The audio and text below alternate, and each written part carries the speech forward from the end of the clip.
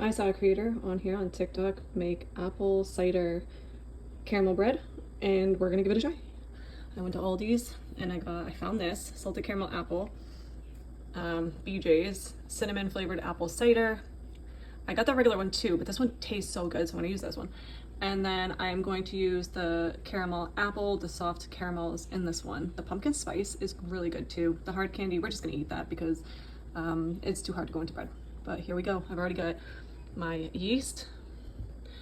I did this one with half a cup of warm water, and then I have 1 cup of the apple cider, cinnamon apple cider. So I'm gonna do the 1 cup of apple cider, half a cup of the water. We're gonna do 4 cups of bread flour, and we're gonna get into it right now. I almost forgot to mention we got these gorgeous apples that we are going to cut up and incorporate into the dough. All right, so 4 cups of the bread flour. There's 1. All right, there's 4. Here's the apple cider.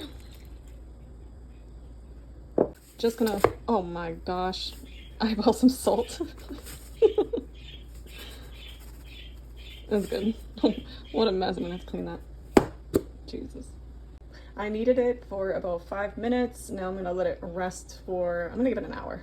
And then I think I'm gonna start incorporating the apples, but I'm not really sure if I wanna wait until I'm ready to put it in, because I've seen other creators do it beforehand and it gets very wet and soggy. So I might try it a different way. I'm not sure yet.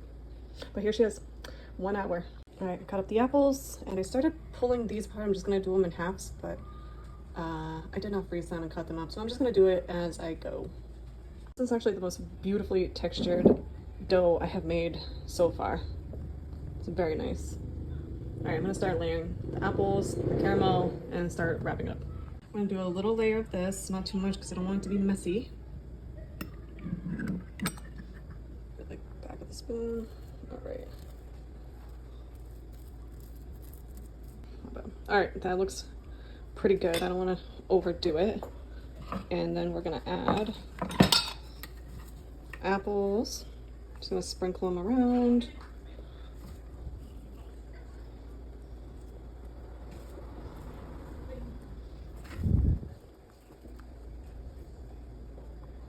That looks good for here. And I did cut some of these. I'm gonna do the caramels off camera. All right, here's what it's looking like. We got some caramel pieces on. Now I'm gonna fold it up. Okay, we're folded. We're gonna do another layer here. Same thing, apples, everything. All right, this is how I did it. Kind of crazy, but I'm gonna fold it and then roll it up. We wrapped it, we rolled it up, and we got a slight tear right there. So I think I'm gonna have this part be the top. The bottom looks amazing, so I'm gonna leave it that way because it's pretty full. So I think the more I mess with it, the more it's going to break apart and not be so great. So yep, we're gonna put it in a pan just like this.